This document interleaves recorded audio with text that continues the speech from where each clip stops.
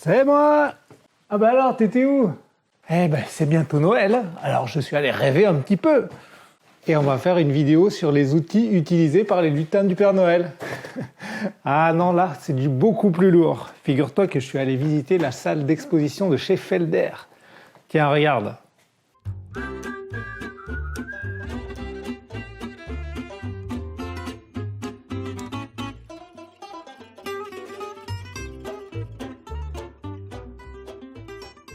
Avant de commencer, je tiens à préciser que les paramètres qui m'ont fait choisir Felder me sont propres et qu'il se pourrait bien que le choix d'une autre marque soit plus judicieux dans votre cas.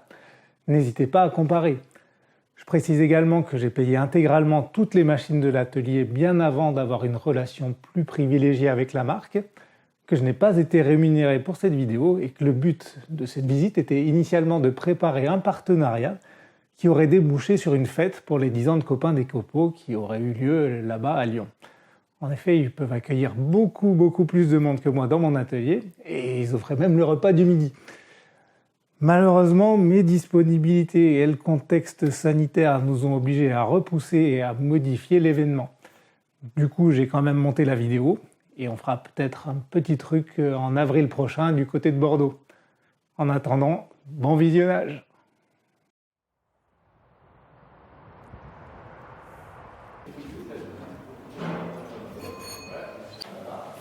Bonjour. Bonjour, bienvenue. Merci de m'accueillir dans votre superbe showroom. Il y a 2-3 machines qui font envie. Écoutez, c'est avec plaisir. Donc, vous êtes là dans le showroom France, donc aussi bien un showroom qu'on utilise en régional pour la partie Rhône-Alpes, donc pour tous nos commerciaux, itinérants ou sédentaires, mais également pour tous les clients qui viennent de la France, à qui on veut présenter l'ensemble des machines du groupe, puisqu'ici vous avez vraiment toute la gamme sur l'ensemble des marques Felder, Hammer et Format 4. Et nous faire une petite historique de l'entreprise, parce que ça fait longtemps que vous faites des machines, je crois, et vous vendez pas seulement en France. Non, effectivement. Alors, Felder KG, c'est une société familiale autrichienne qui est basée dans le Tyrol. Donc, la société a été créée en 1956 par Johann Felder, qui a 87 ans de mémoire, donc qui est toujours là. Et la société est pilotée maintenant par son fils, Hans-Jörg, sa fille Elisabeth et Martin, l'autre frère de Hans-Jörg. Donc, ça reste une société très familiale. Les petits-enfants sont déjà dans la structure, donc les choses continuent de manière très traditionnelle, en tout cas chez Felder. Ok. Et du coup, vous produisez toutes vos machines en Autriche pour le monde entier? Oui, ou, vous avez effectivement. Non, on a un seul site de production qui est dans le Tyrol, où on produit effectivement l'ensemble des machines qu'on commercialise dans le monde, aussi bien quand on va vendre des machines aux États-Unis ou en Amérique du Sud. Donc c'est vrai que ça pose certaines contraintes à certains moments, mais on fait avec et on a fait ce choix-là parce que c'est beaucoup plus simple pour nous d'avoir un site de production à maîtriser que plusieurs sites dispatchés dans le monde entier. D'accord, et du coup vous faites la conception aussi là-bas, j'imagine? Exactement, on a notre centre recherche et développement, à peu près une quarantaine de personnes, directement basées dans le Tyrol, qui eux conçoivent les machines de demain, les nouvelles innovations qu'on va apporter sur nos machines traditionnelles, que ce soit sur la gamme Felder ou Hammer, ou sur la gamme Format 4 sur la partie commande numérique. D'accord. Pour les anciennes machines, les vieilles, vous assurez la disponibilité de ces étachés pendant combien de temps à peu près? Alors, c'est toujours assez compliqué comme question. La loi européenne, c'est 10 ans. C'est le strict minimum, d'accord. À savoir que chez nous, les pièces sont disponibles normalement beaucoup plus longtemps. Il y a une semaine et demie, j'ai eu une demande d'un client pour une pièce de 1994, d'une machine de 1994, une BF631, et très honnêtement, on avait la pièce et j'étais content de pouvoir la proposer. Après, parfois, c'est plus compliqué. Donc, on peut toujours relancer une production, puisqu'on a les plans. Ce qu'il faut simplement imaginer, c'est qu'on est obligé d'arrêter les machines, de faire une production pour une pièce unique, donc le coût est des fois pas en relation avec la pièce qu'on va produire. Souvent, on a des clients qu'on conseille d'aller voir des usineurs locaux ou d'autres structures, on va dire, pour des machines qui ont plus de 15 ou 20 ans. C'est plus simple et moins onéreux pour eux. Bon, on va aller voir un petit peu les nouvelles en tout cas. Évidemment, pas de problème. Ah ouais, là, il y a du matos. Et je veux pas dire, mais le directeur a un plus beau costume que toi. Ouh, alors là, je crois que question costume, t'as rien à dire, toi. Allez, regarde donc. Donc là, par exemple, c'est une de vos dernières machines. Alors, pas mal, ça, c'est le best-seller, on va dire, des machines Felder. Donc, c'est la combinée en 410 Felder, donc la CF741. C'est la machine La plus connue, c'est celle qui a fait la renommée du groupe, avec donc une largeur de dégauchissage et rabotage de 410 mm. C'est la machine la plus lourde de la gamme, on le voit. Hein. C'est une machine qui fait à peu près 1 tonne 100, 1 tonne 200, avec l'ensemble des équipements. Et c'est vrai qu'on retrouve beaucoup de choses intéressantes, à savoir par exemple l'ensemble du pilotage électrique des différents agrégats. Tout est électrique. Exactement. C'est la nouvelle politique. Non, pas obligatoirement. Ça reste une possibilité sur la machine, d'accord. Mais effectivement, on a une montée-baisse et une inclinaison électrique, à la fois sur la partie scie et sur la partie toupie également. Donc c'est vrai que ça apporte du confort et beaucoup de précision pour l'opérateur. Vous avez en fait un système de coulissement X-Roll, donc c'est le système de coulissement de chariot Felder, qui est connu maintenant depuis plusieurs années et qui est garanti 10 ans. Ce système de coulissement, il fonctionne via un système de galets qui est en fait pris au piège entre la partie supérieure et la partie inférieure du chariot pour avoir une surface de coulissement constante et éviter la déformation dans le temps. C'est un système qui est entièrement autonome en termes de nettoyage. On n'a pas besoin d'apporter de nettoyage sur les rails du chariot puisque de chaque côté, vous avez des extracteurs et en plus, vous avez 10 ans de garantie sur le chariot. Donc on assure vraiment un chariot de qualité et une tenue et une précision dans le temps. Alors, il y a la partie électrique qui est de plus en plus courante sur vos machines. Bien sûr. Aussi, c'est Silent Power, dont on entend beaucoup parler sur les forums. Exact. Ça fait vraiment moins de bruit Ça fait vraiment moins de bruit. Alors, effectivement, c'est un des aspects qui est vraiment important. On arrive à réduire, en fonction des machines, donc du carénage, de 10 à 15 décibels. Il faut savoir que 10 à 15 décibels, la pression auditive, au plus on est haut, au plus elle est importante, ça représente quasiment en perception 50% de réduction. D'accord ? Donc ça, c'est un point qui est très important. Cet arbre est conçu avec 2 hélices et sur chacune des hélices, les plaquettes peuvent être changées de manière indépendante.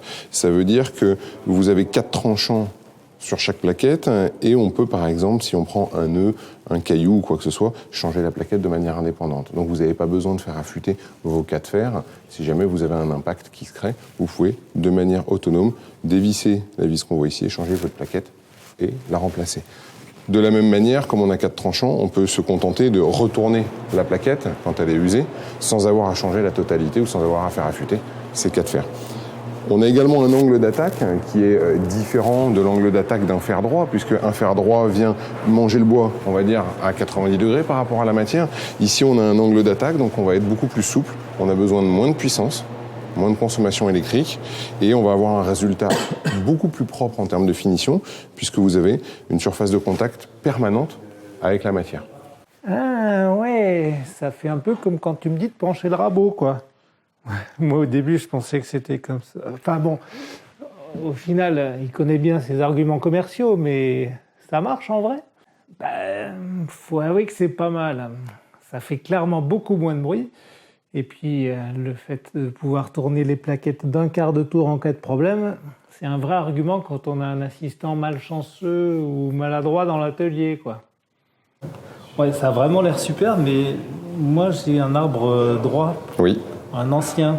Je peux mettre le nouveau dessus ou... Non, malheureusement, on ne fait pas de réinstallation sur les anciennes machines. Ah, c'est super dommage, ça. Eh oui, je sais bien. La raison, elle est très simple. La première chose, c'est que l'option de l'arbre hélicoïdal sur ces machines-là, c'est une option qui vaut, en fonction de la largeur, entre 500 et 700 €. D'accord ? Ouais. Mais ça, c'est le surcoût de l'arbre.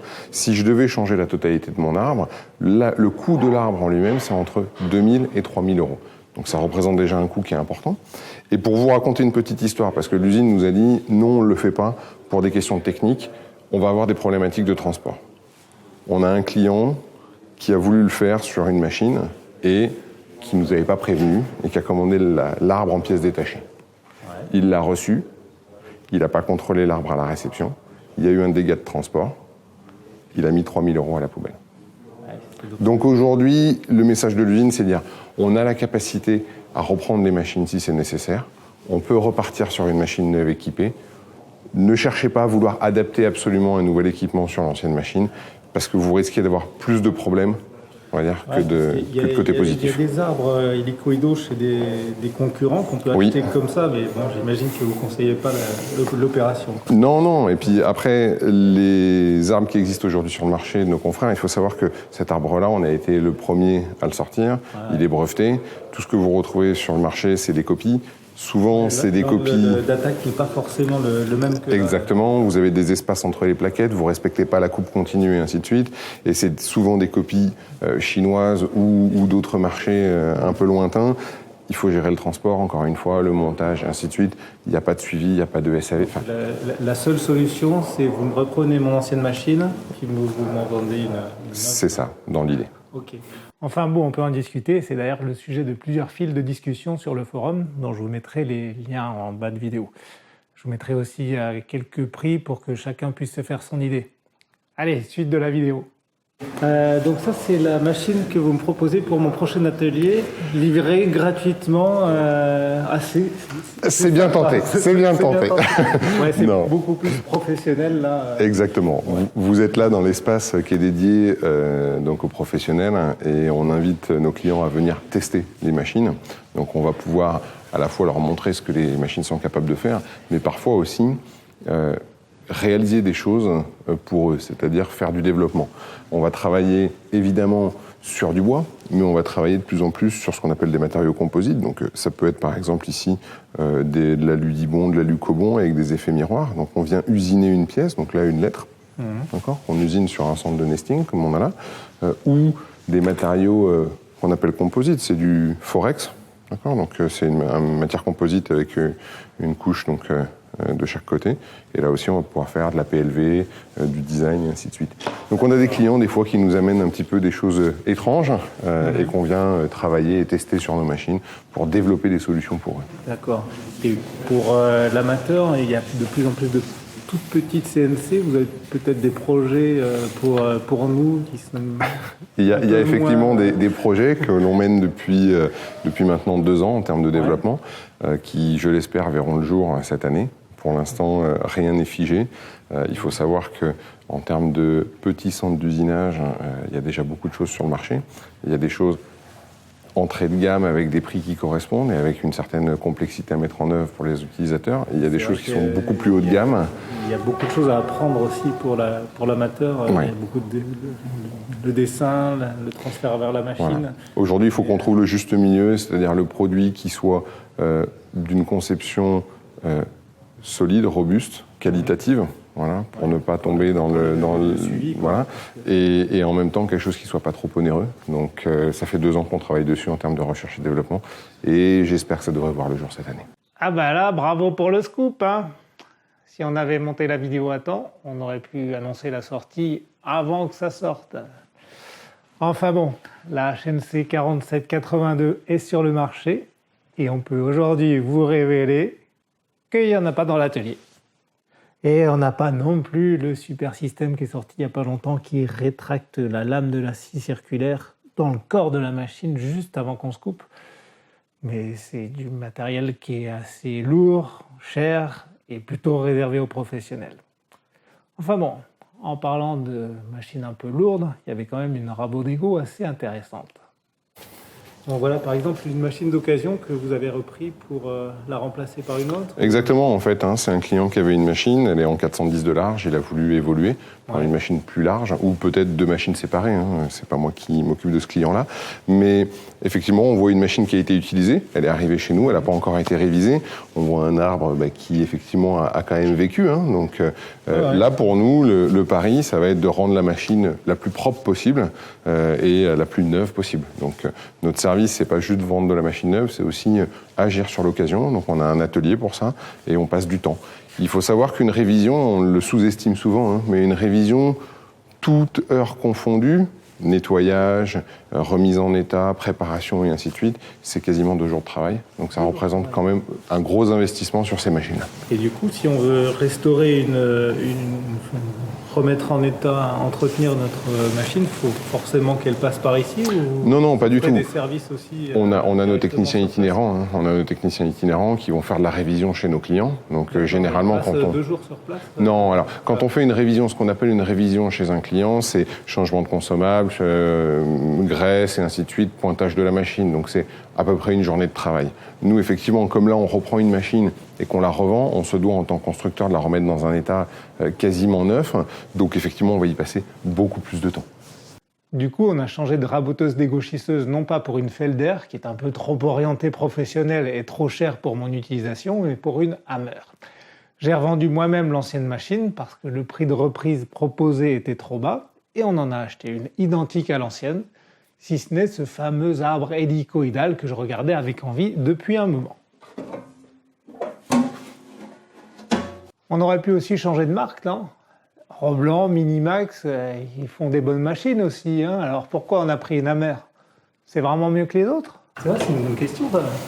C'est une bonne question, c'est vrai. On essaye de convaincre nos clients tous les jours d'acheter du Hammer, mais aujourd'hui, qu'est-ce que c'est Hammer ? Hammer, c'est finalement l'entrée de gamme de la marque Felder. Felder, c'est une gamme professionnelle qui a toujours été reconnue comme ça. Souvent, j'entendais Felder, c'est la Rolls des machines à bois. Et c'est vrai. Aujourd'hui, c'est vrai que c'est pas mal. On entend sur le marché que c'est les meilleures machines à bois. Mais Felder, ça reste quand même un peu onéreux pour certaines personnes. Ouais. Donc en 98, on a créé Hammer. Comment on a fait ? On n'a pas été chercher des pièces ailleurs. On a juste repris tout ce qu'on savait faire chez Felder et on l'a assemblé sur une machine qui s'appelle Hammer. Ça veut dire que le chariot que vous avez aujourd'hui sur une machine Hammer, c'est le chariot qui était monté dans les années 95 sur une machine Felder. Vous avez un outil professionnel, badgé, avec une autre identité, pour répondre à un besoin amateur aujourd'hui. D'accord, ouais. Et par rapport à vos concurrents, il y a quoi de mieux, honnêtement Vous les essayez même pas, peut-être? Non, on travaille dessus, on voit bien, surtout on a du retour d'expérience de la part de nos clients. Ce qui fait la différence, c'est principalement la tenue des réglages dans le temps. Aujourd'hui, quand vous êtes sur une Hammer, vous avez une machine qui a une certaine précision et surtout, avec les années, vous conservez vos réglages. Ce qu'on entend souvent de nos clients quand ils viennent changer les machines de marque concurrente, peu importe, ils viennent nous dire, ben voilà, aujourd'hui, à chaque fois, il faut que je reprenne l'éclairage de mon guide, il faut que je reprenne le 90 degrés du guide de dégo, il faut... Tout ça, on l'entend, on le vit au quotidien, par contre, de la part de nos clients, on ne l'entend pas. Ça coulisse quand même un tout petit peu mieux que la mienne, qui, c'est vrai, a déjà 7-8 ans. C'est peut-être un problème de réglage, sans doute. J'avoue que c'est pas hyper fort en réglage. C'est d'ailleurs pour ça que j'ai jamais fait de vidéo sur le sujet. Est-ce que vous pourriez peut-être venir envoyer un technicien à la maison pour qu'on voit un petit peu les différents réglages, qu'on puisse faire ça nous-mêmes un jour? Je sais pas, parce que moi honnêtement, je ne me sens pas de l'expliquer correctement. Alors, envoyer un technicien, on peut toujours le faire. Prévoir le fait que quelqu'un vienne régler votre machine, c'est toujours possible. En faire une vidéo, ça peut être un peu compliqué. Il faut comprendre que nos techniciens sont des électromécaniciens qui sont formés à l'usine. C'est-à-dire que la personne qui commence chez nous suit un cursus de 3 semaines à 4 semaines à notre usine sur les réglages machines. Donc c'est extrêmement précis. Peut-être que certaines personnes auront les capacités, mais si on va trop loin dans la démarche explicative dans une vidéo, le pendant de ça, c'est qu'on peut risquer finalement d'avoir plus un côté négatif que positif. C'est-à-dire que de se retrouver avec quelqu'un qui aura essayé de le faire lui-même et qui va se retrouver avec les outils posés par terre et les 2 tables ouvertes et à pas arriver à les régler. Et souvent, dans ce cas-là, ça prend plus de temps pour un technicien qui intervient derrière de refaire la démarche dans le bon sens et ça risquerait finalement de coûter peut-être plus cher à la personne si elle n'arrive pas à le faire. Donc, je suis pas un grand fan, on va dire, du fait de faire une vidéo tutoriel de réglage. Elle durerait peut-être un certain temps aussi. Elle durerait certainement un certain temps. Il faut comprendre qu'une installation sur une machine traditionnelle comme une combinée, c'est entre 5 et 8 heures d'installation en fonction du nombre d'accessoires et ainsi de suite. Ça veut dire qu'on fait les éclairages, on fait des coupes à 5 côtés, on vérifie vraiment tous les points. Donc si on doit reprendre des réglages, c'est-à-dire défaire ce qui a été fait pour le refaire, ça prend encore plus de temps. Ouais, d'accord. Puis ça dépend aussi des machines que les gens ont. Moi, j'ai à peu près l'équivalent, mais en machine séparée. Mais vous avez des tables qui s'ouvrent en 2 parties. Exactement. Les méthodes de réglage ne sont pas les mêmes. Les machines évoluent en fonction des années. Ce que je peux vous dire sur cette machine-là, en termes de réglage, par exemple sur les tables de dégo, qui sont des tables en relevage simultané, ne sera pas valable sur une machine de 2005 où on a des tables en relevage papillon. Ça, c'est des choses qu'on ne voit pas forcément. Parce que nous, on le connaît, on voit les évolutions machines. Nos clients ne le voient pas forcément au quotidien. Okay.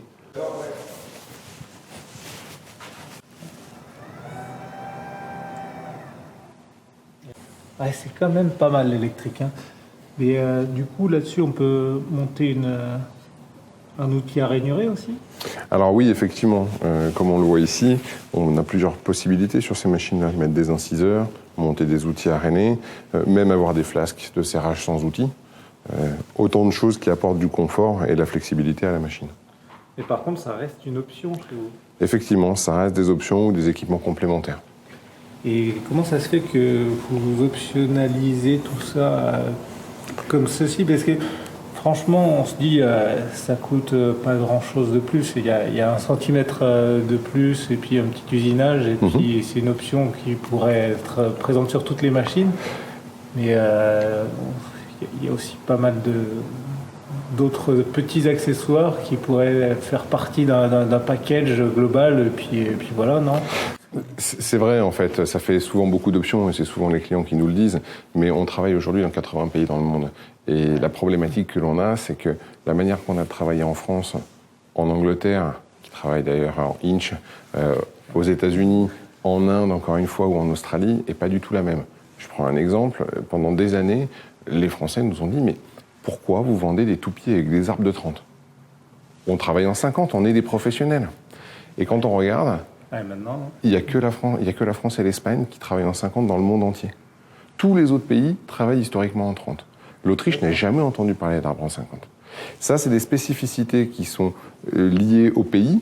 Et effectivement, l'agrégat de rainurage, il y a 10 ans, en France, personne n'en parlait.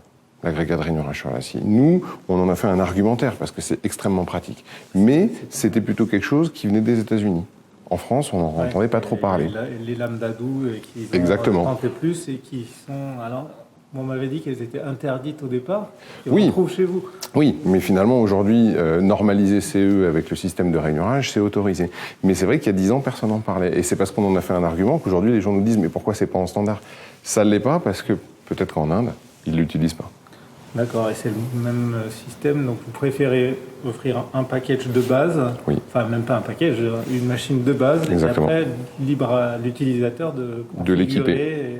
L'avantage qu'on a... au risque de se planter. Quoi. Au risque de se planter, mais l'avantage aussi, c'est que la personne a la machine qui lui convient, elle n'a pas une machine suréquipée, elle n'a pas une machine sous-équipée, elle n'y met pas trop d'argent pour le besoin qu'elle en a. Voilà. Donc ça donne la possibilité à chaque personne de configurer sa propre machine en fonction de ses besoins et de son budget.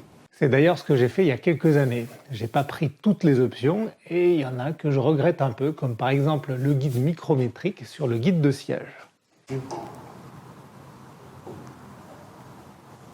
Bon, il est encore possible de le rajouter, il aurait fallu en ramener un de là-bas, quoi. Sur la toupie, il y a aussi l'option du guide repositionnable que le commercial explique mieux que moi. Positionne en fait grâce à cet ergot-là, d'accord, on se positionne directement dans la table. Ouais. Et vous avez immédiatement trouvé le parallélisme. Vous n'avez plus besoin de chercher le parallélisme. Ça, c'est le premier point. Ouais. Le deuxième gros avantage de ce système, c'est que vous allez pouvoir régler votre guide en fonction de votre outil.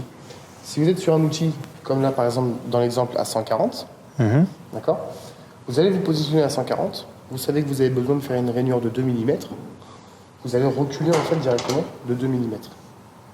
Et puis tant qu'à faire, l'option du changement d'outil pour installer des fraises de défonceuse ou des outils en diamètre 50. Bon oui, aller là-bas, c'était aussi l'occasion de voir toutes les options possibles, toutes les machines et de rêver un peu. Bonjour à tous et bienvenue sur Copains de Copeaux avec ma nouvelle scie qui a quand même un peu de style. Hein. Tant qu'à faire, ils font des promos, on a pris une petite toupie, 1 000 €. Un petit peu plus sympa quand même. Hein. Et puis voir une raboteuse avec 99 plaquettes, histoire de dire qu'il n'y en a pas 100. Et pour finir, une petite scie légère, mais pas sûr que ça rentre dans l'atelier. Ouais bon, tu t'es bien amusé quoi. Ouais. Tiens, regarde ce guide de scie là. On pose une pièce tout contre, on écarte le guide et on le ramène exactement à la même position. Je te promets que la vidéo n'est pas accélérée. Et puis bien sûr, il y a le coin industriel avec cette énorme CNC.